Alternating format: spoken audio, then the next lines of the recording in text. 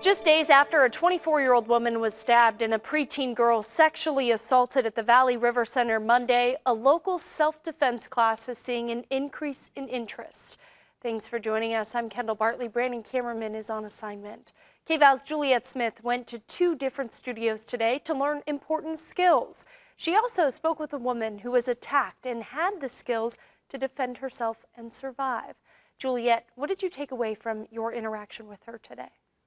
Well, Kendall, I learned that violence can happen to anyone, and it's important to be prepared.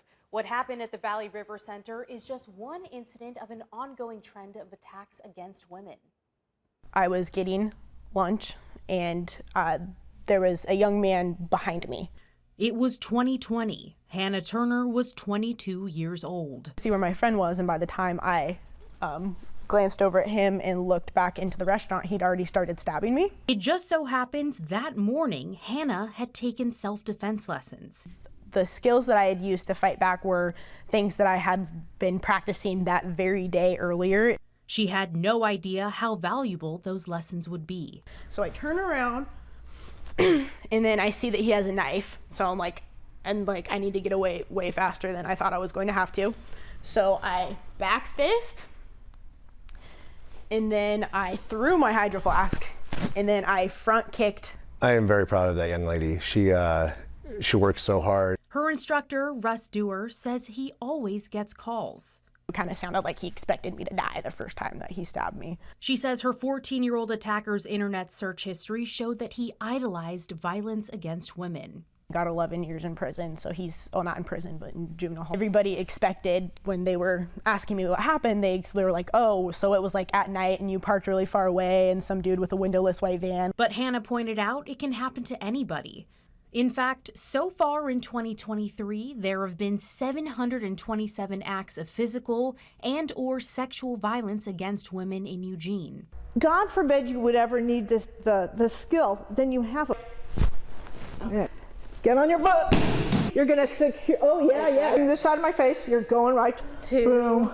Boom. I went to Northwest Martial Arts in downtown Eugene, where I met with instructor Natalie Whitson, who showed me some important self-defense skills she says that every woman should know. Boom, boom, boom. This studio started a women's self-defense class about a year ago after discovering a need for it in the community. So we teach other skills like eye slaps and, knees to the groin and that kind of thing. All women, children, everybody should take a self-defense class. It's important that you know that you are worthy of defending yourself. You're worthy of being defended. When somebody asks me, like, why do you take the time to do this? Why do you pay for this sort of thing?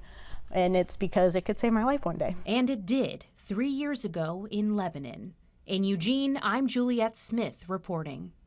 Hannah says she's not afraid to talk about the attack because she knows it will be helpful for other women. Meanwhile, instructor Natalie says women should take a self-defense refresher practice once a week. She says it's like an oxygen mask dropping on an airplane. You can't help others until you help yourself. It was a wonderful story. Now, Juliette, we actually saw you learning some of those moves. So what was your experience like? Do you feel prepared should something happen to you? I feel much more prepared, and I feel confident in the ability to stop an attacker now. And I think my biggest takeaway was that confidence that both of them were speaking about. And you mentioned that earlier today. You said that was the one thing that they want women to take away from the course is the confidence. Yes. Absolutely. All right. Thanks so much, Juliette. Thanks, Kendall.